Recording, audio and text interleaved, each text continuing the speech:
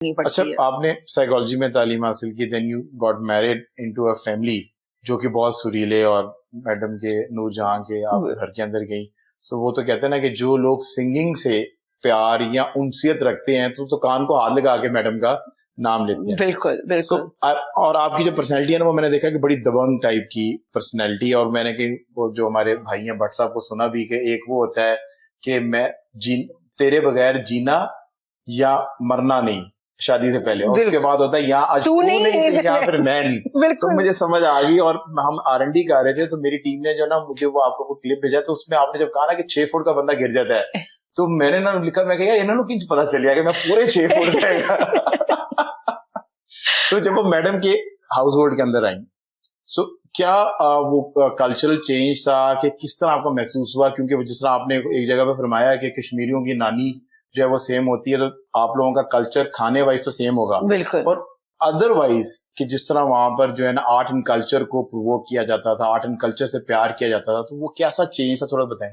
मैं आपको बताऊं, बिल्कुल घरेलू माहौल था। ठीक है। बहुत सारा कॉन्सेप्ट ये लोगों का आता है कि अच्छा गाना गाती थी, तो ये बिल्कुल ऐसा नहीं था। बिल्कुल भी कोई ग्लेम ब्लेम इस तरह की चीज, कोई ऐसी चीज नहीं थी। वो मैडम ऑन स्क्रीन थी। वो मतलब जो मैडम नूरजहां थी वो लाहौर में होती नहीं थी ज्यादा, बिकॉज उस टाइम पे उनके जब डायलिसिस होता था वो सिर्फ कराची में होता था। I am talking about 1999। और आप जब शादियों गई तो मैडम उस टाइम पे वो कराची में होती थी, अपनी वो बीमारी से रिलेटेड वो कराची में होती थी। तो मैं इधर हुमाजी इधर लाहौर में होती थी, बाकी सारी खालाएं कराची में होती थी। सो मेरा मैडम जी के साथ, नूरजहां जी के साथ इतना इंटरेक्ट शादी के फौरन बाद नहीं हुआ। Then we shifted to Karachi. ठीक है। हम लोग अली की जॉब के लिए हम कराची शिफ्ट हो गए। दैट वाज अ टाइम कि मेरी उनके साथ इंटरेक्शन उस टाइम पे हुई। बिकॉज़ से आपकी उनसियत रही तकरीबन साल, because she passed away in 2000। और मेरा बेटा 24 दिसंबर की सुबह पैदा हुआ था और वो 23 दिसंबर की रात को उनकी डेथ हुई थी। सो जैसे 27 की रात को उनकी डेथ हुई थी, मेरा बड़े वाला बेटा 27 की सुबह पैदा हुआ था। सो मेरा उनके साथ जो था वो तकरीबन 1 साल तक का रहा, क्योंकि हम लोगों को बाज दफा मैं और अली डायलिसिस सेंटर छोड़ने जाते थे, लेने जाते थे, तो हम रास्ते में बैठते थे, उनको गाने सुनाना अली ने उनको बहुत पसंद थी, गजलें, और जो उन्हें मोहम्मद अली फलाना दोबारा से लगाओ, तो सारी खालाएं ड्यूटीज लगाई होती थी, तो हम भी फारिग होते थे, हम कहते थे कि हम जाके लेके आते। सो वो मैंने पीक टाइम नहीं देखा। वो मोहम्मद अली से मैं सुनती हूँ कि वो तो पूरा खानदान ही सुनाता होगा। बिल्कुल। अब और क्योंकि Ali being the eldest grand child, Ali के साथ ज्यादा मेमोरीज है, बिकॉज अली ने उनके साथ ट्रैवल भी किया हुआ। जब वो फर्स्ट टाइम इंडिया गई थी तो अली हुमा जी का सब गए थे। सो मेरी ज्यादा इंटरेक्शन उनके साथ, वो जो बीमारी का थोड़ा सा एरा था उसमें हुआ। उनको मेरे हाथ का पराठे बहुत पसंद थे। बहू जी, अगर मैं आज सोचती हूँ मेरे पास को कैमरा होता तो मैं कैप्चर कर लेती जब वो मुझे कहती थी बहू जी कुरकुरा पराठा तो बना दो। उनको बहुत शौक था। बड़ी वेल मैनर्ड, और जिस तरह अच्छा आप कह रही हैं कि मुखातिब भी बड़े बहुत। You were very young, I am sure. Yes I was. And मुझे उन्होंने जब नाम, बिल्कुल आई वाज 21 22। और उस साल जब का 21 was 20 literally exactly I was. जो आज आप मुझे दबंग कह रहे हैं, मैं उस टाइम पे दबंग नहीं थी। एक्चुअली मुझे दबंग जो है मुझे मोहम्मद अली ने बनाया है।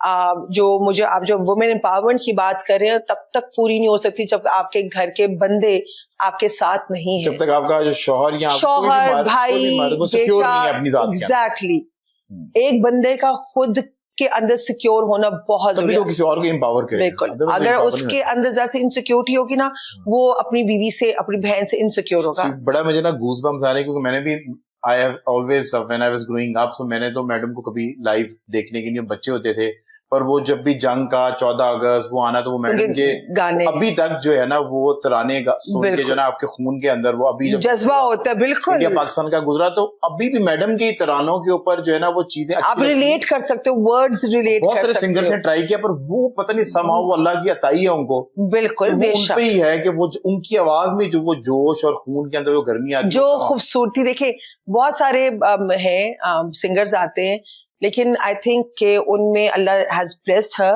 कि एक आवाज अच्छी, एक खूबसूरत अच्छी पर्सनालिटी, के आपको एक कंप्लीट एक पैकेज होता था जब वो जाती थी कहीं, दैट गोज फॉर, मैं ये नहीं कहती कि उनके लेवल की थी, लेकिन जब हुमा जी किसी महफिल में जाती थी, and I seen people like just mesmerised bye her beauty, bye her way of talking. वो इतना खूबसूरत बोलती थी कि मैं वो भी बता रही हूँ, किसी की बेइज्जती भी करती थी तो बंदा कहता था अच्छा कर दे जाओ जी, कर दे जाओ सानू, की तुसी इतना खूबसूरत वो तरीके से बोलती थी।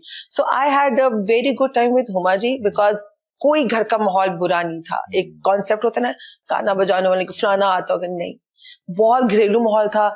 और खाना उनके हाथ का इतना मजे का होता था कि अभी तक मेरे बच्चों को याद है कि दादो भुनी मुर्गी बनाती थी। सो हम लोग भुनी मुर्गी, देसी मुर्गी वो बनाती थी, और हम सबके लिए बाज़ दफा, तो वो हमारे घर का माहौल बहुत घरेलू माहौल। हुमा जी को बिल्कुल पसंद नहीं था कि बहुएं लाइक बहुत ज्यादा सहेलियों में जाए, कमेटियां पार्टियों में जाए। So I was never like this. मैं जहां पे हुमा जी बैठी नहीं, मैंने भी उधर ही बच्चों के साथ बैठना है। So any sort of commercialisation जिसको हम अपने ज़बान में कहते हैं कि वो बिल्कुल नहीं था, दिखाओ बिल्कुल नहीं था, ज़रक बरक बिल्कुल नहीं। जो वो प्रोग्राम पे जाती थी वो एक कंप्लीट लाइफ थी। वो ऑन स्क्रीन थी, वो ऑन स्क्रीन वो एक शो के लिए थी।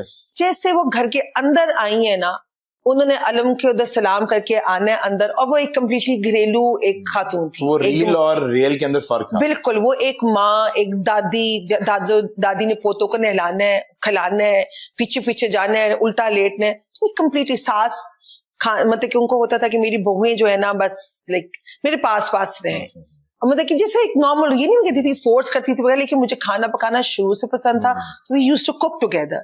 संडे को मैं और हुमा जी खाना हम लोग इकट्ठे बनाते थे सब फैमिली के लिए। अक्सर कहते हैं कि जब जो इतने लर्नेड इंसान हो, मैं मैडम की नूर जहां साहबा की बात कर रहा हूँ, सो दे लाइक यूनिवर्सिटी, क्योंकि वो एक्सपीरियंस इतना होता है, इतने लोगों को मिलते हैं। अभी हमने थोड़ा थोड़ा काम किया तो हमें लगता है कि हमें सारे जहां का आइडिया है, सातवें आसमान तक की नॉलेज हमने ले ली। बिल्कुल होता नहीं है।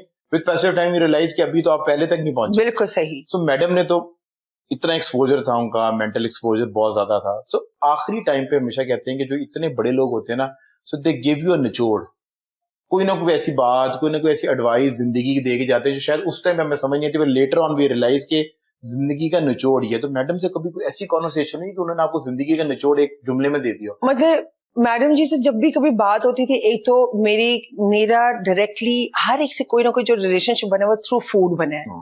और आई थिंक फूड बड़ा इंपॉर्टेंट है। फूड जैसे नूरजहां जी से अगर कोई थोड़ी, क्योंकि मैं आई वाज हेजिटेंट, मैं नहीं ज्यादा बात करती। हाँ, मतलब अब जाहिर बात है वो नानी, तो हमने जब भी बैठना, लेकिन she always used to appreciate good manners.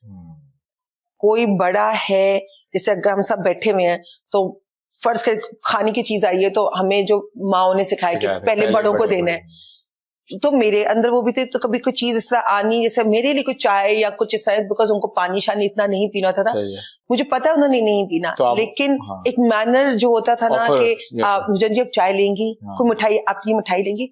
So she always used to encourage me with this, तेरी माँ ने बहुत अच्छी तरबियत दी। ये छोटी छोटी चीजें होती है, इंसान को ना बड़ी आगे लेके जाती है। अब जिस तरह उनके अंदर हम लोगों को लगता है वो भी बहुत स्ट्रॉन्ग पर्सनालिटी, लेकिन जो वो उसके पीछे लोगों की मदद करती थी, नजर न्याज करती थी, अल्लाह के नाम पे देना, वो मैंने उनसे सीखे।